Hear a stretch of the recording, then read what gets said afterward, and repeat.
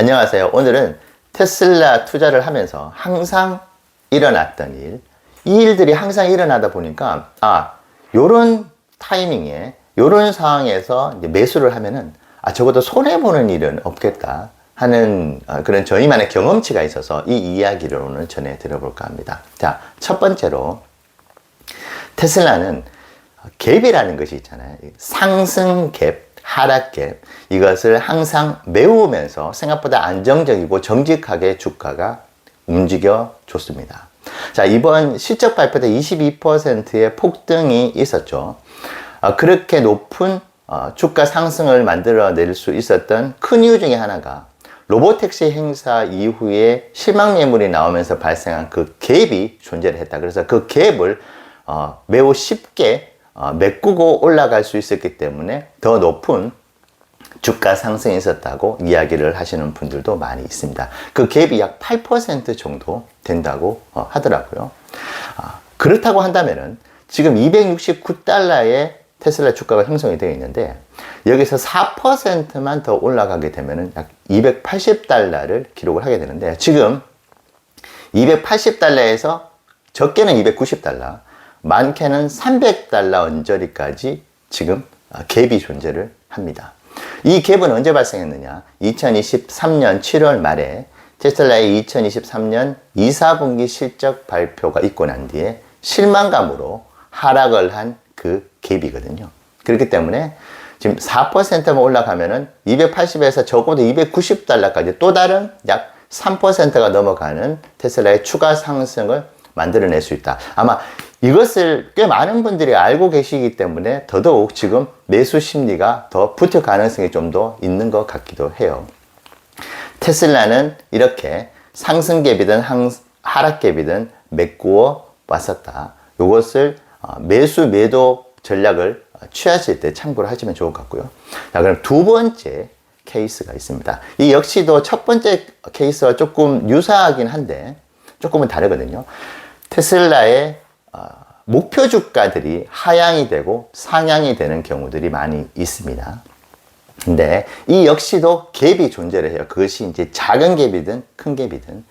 저희가 이제 세계여행을 할 때 도하공항에 있었던 적이 있었는데 트랜스퍼하기 위해서 그때 골드만삭스였던 걸로 기억이 나는데 테슬라 목표 주가를 300달러로 아주 크게 상향 조정을 한 적이 있습니다. 그때 프리마켓에서부터 해서 주가가 5%가 넘게 상승을 했었거든요. 그래서 저희가 그때 공항에 있으면서 기분이 그렇게 나쁘진 않죠. 뭐 주가가 올라가는데. 근데 대화를 하면서 야, 이거 또 이렇게 목표 주가 상향 조정돼서 올라간다. 이거 나중에 또 결국은 다 다시 반납하게 돼. 너무 좋아하지도 말자. 뭐 이렇게 대화를 했던 기억이 나는데요.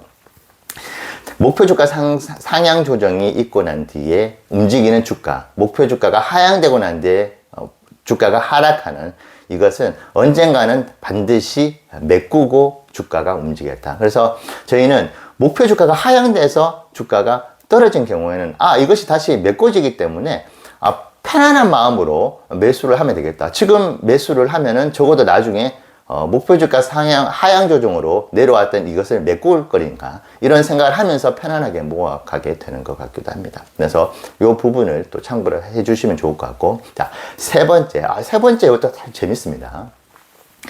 올해도 참 진짜 많았던 것 같아요. 이 이슈는 바로 리콜 이슈입니다. 리콜이 뜨면 어떻게 됩니까? 주가는 거의 100% 일시적으로라도 하락을 하죠. 테슬라의 리콜 역사를 보면은 한국 시간 기준으로는 프리마켓에서 기사가 뜨는 것 같아요. 한국 시간으로 한 6시, 7시쯤에 뜨나요. 어쨌든 그렇게 이제 뜨면은 프리마켓에서 바로 주가가 반응을 합니다. 주가가 당연히 떨어지죠. 근데 리콜의 규모가 전 차종에 해당하는 대규모 리콜이냐 아니면 일부 차종에 국한되는 이제 소규모 리콜이냐에 따라 가지고 프리마켓에서 움직이는 주가의 그 폭은 다릅니다. 그런데 재미있는 사실은 이 리콜 이슈가 뜨고 난 뒤에 당일, 그러니까 늦어도 8시간 안에는 테슬라 본사가 이 리콜에 대한 공식 입장을 또 밝혀줍니다. 근데 이제 올해 케이스를 놓고 보면은 거의 100%든 같아요. 물론 제가 모든 리콜을 다 기억하고 있지는 못하겠지만은, 근데 제가 기억하고 있는 모든 리콜은 다 OTA로 해결이 된다고 나왔습니다. 그러니까 테슬라 본사에서 이 리콜 저희도 소식을 들었는데 저희가 OTA로, over the air죠. OTA로 다 해결이 됩니다. 여러분들께서 정비소를 방문을 하지 않으셔도 됩니다. 또 공식 발표가 기사로 뜹니다. 자, 그러면 어떻게 되느냐? 프리마켓부터 하락을 했었던 그 하락분을 그대로 다 메워 주더라고요. 물론 그 본장이 열리는 그 상황에서 매크로 환경이라든지 여러 가지 다른 이슈에 대해로 인해 가지고 주가가 움직이겠지만은 제 경험에는 이 리콜이 큰 이슈이기 때문에 리콜로 인한 하락은 당일날 OTA 발표로 메꿔진다. 그래서 제가 프리마켓에서 웬만하면 잘 투자를 안 하는데 리콜 기사가 떴다 그러면 이것도 손해보지 않는 범위 내에서 매수를 할 수 있는 좋은 기회구나 해가지고 매수를 하는 경우들이 종종 있습니다. 그래서 여러분들께서도 그 리콜 기사가 뜨면은 매수를 하시는데 나쁘지 않는 그런 매수 스킬을 가지실 수 있다 생각을 해봅니다. 자, 마지막은 이 역시도 이제 매주 일어나는 일이죠. 바로 중국의 주간 판매량입니다. 이게 중국 주간 판매량도 뉴스가 나오면 거기에 대해서 주가가 반응을 해요. 근데 아주 재미있는 또 현상이 있습니다. 지금처럼 이제 테슬라에 대한 상승 모멘텀이 매우 강한 시점에서는 이 티클 같은 호재들이 비중 있게 다뤄지면서 주가의 상승 모멘텀을 만들어주고, 근데 반대상도 물론 있죠.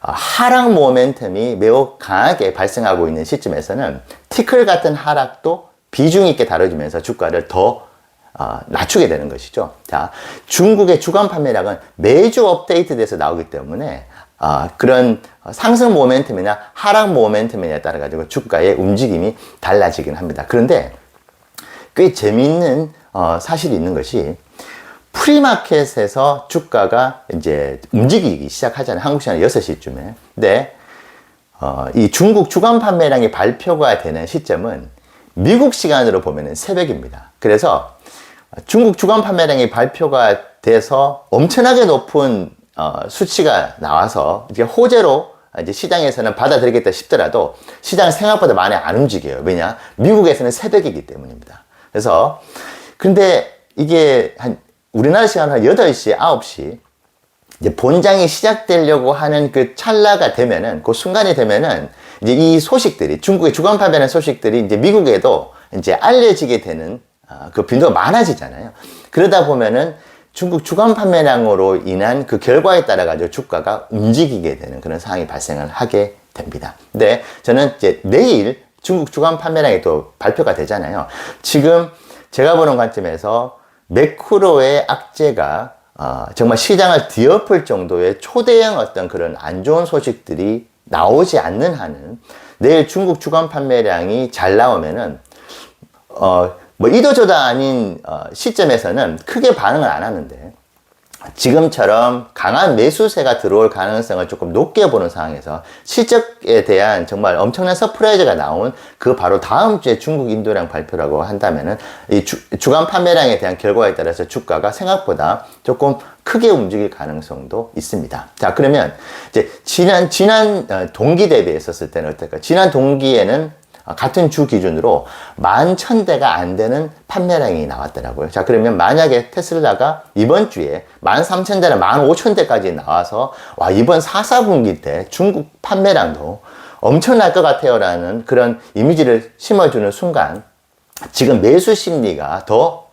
붙으면서 이 티클과 같은 호재가 매우 비중 있게 다뤄지면서 주가에 또 덤이 되는 더 높은 상승을 만들어 줄 수도 있습니다. 자, 이 부분도 매수를 하실 때 참고가 되시면 좋겠네요. 자, 오늘은 저희가 4년 넘게 경험을 해 나가면서 발견을 했었던, 그래서 실제로 저희가 투자에 참고를 해서 실제로 매수 버튼을 누르게 됐던 그런 소소한 팁들을 좀 말씀을 드렸는데요. 여러분들 투자에도 좋은 참고가 되시면 좋겠습니다. 네, 감사합니다.